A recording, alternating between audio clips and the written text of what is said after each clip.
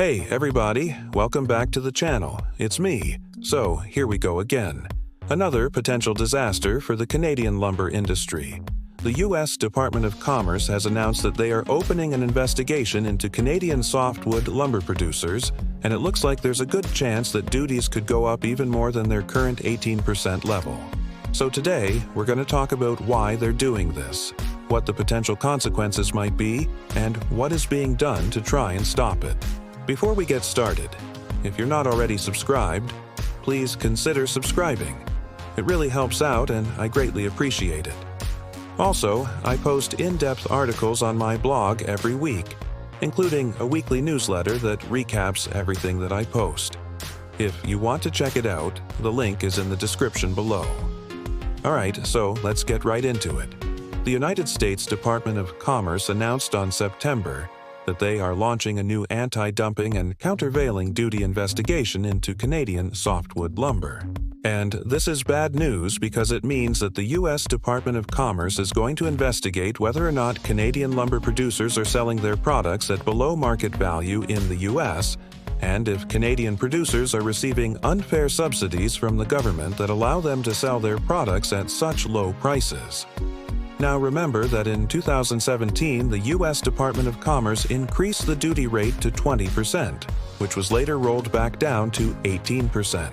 This was all part of a trade dispute between the U.S. and Canada over softwood lumber that began way back in 2017. But the U.S. wants to reopen the case because they say that market conditions have changed since the last time they did the investigation and that Canadian lumber producers are still dumping lumber into the U.S. market. And so, while the current duty rate is 18%, the U.S. Department of Commerce could increase that duty rate to offset any subsidies that they believe that Canadian producers have received. So, how does this actually work? Well, the U.S. Department of Commerce can impose two types of duties.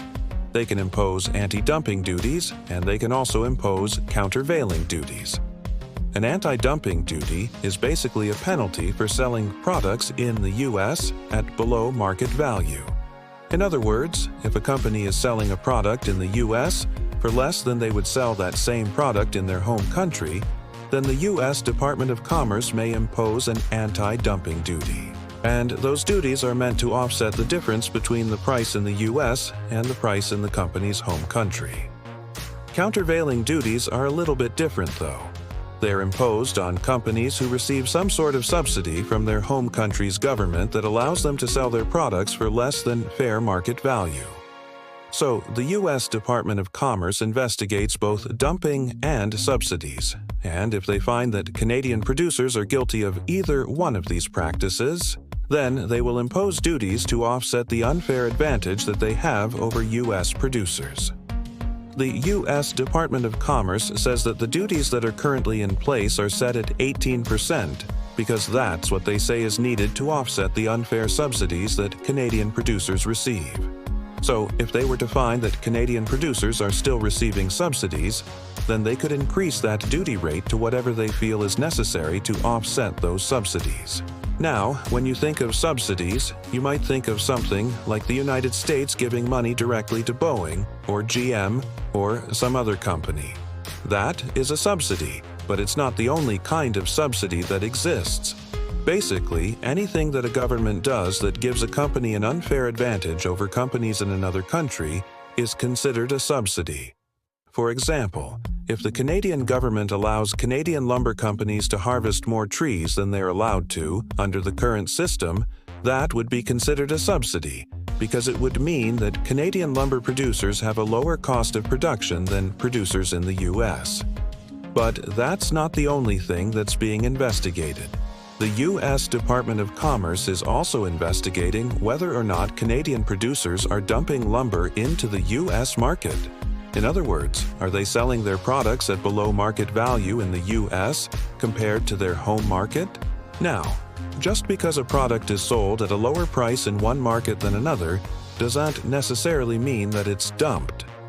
There are plenty of legitimate reasons for having a lower price in one market versus another. But if the U.S. Department of Commerce believes that the lower price is used strategically to gain market share in the U.S., then they could conclude that dumping has taken place. And again, if they do conclude that dumping has taken place, then they could increase the duty rates. Now, I'm no expert in international trade disputes, but I know enough to tell you that this situation has been brewing for a while now. This whole trade dispute was kicked off way back in 2017 when U.S. producers filed a complaint with the U.S. Department of Commerce claiming that Canadian producers were dumping lumber into the U.S. market and that they were also receiving unfair subsidies from the Canadian government that allowed them to dump their product.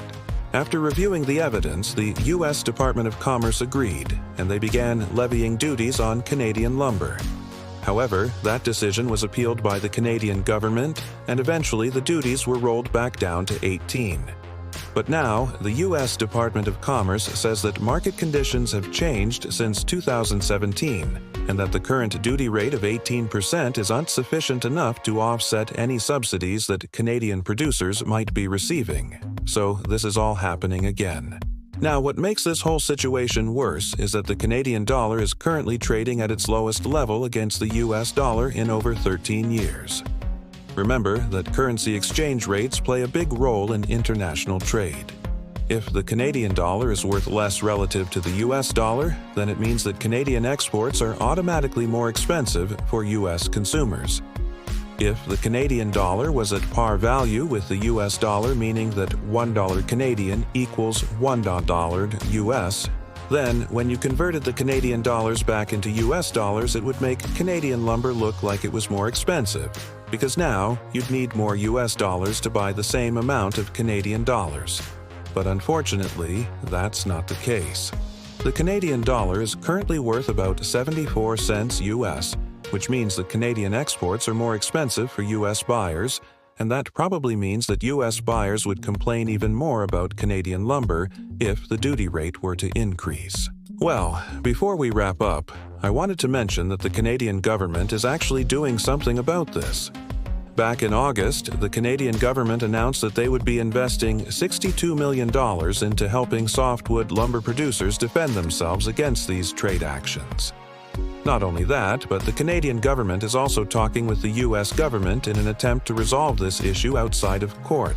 But nothing has happened yet, and there's no guarantee that they'll be able to come to an agreement.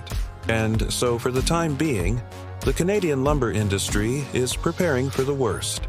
So that's what's going on with the Canadian lumber industry. I hope that I was able to explain this complicated topic in a way that was easy to understand. These international trade disputes can get pretty confusing, especially because there's so much technical jargon involved. But hopefully, I was able to shed some light on this issue. What do you guys think? Do you think that the U.S. Department of Commerce will increase the duty rate?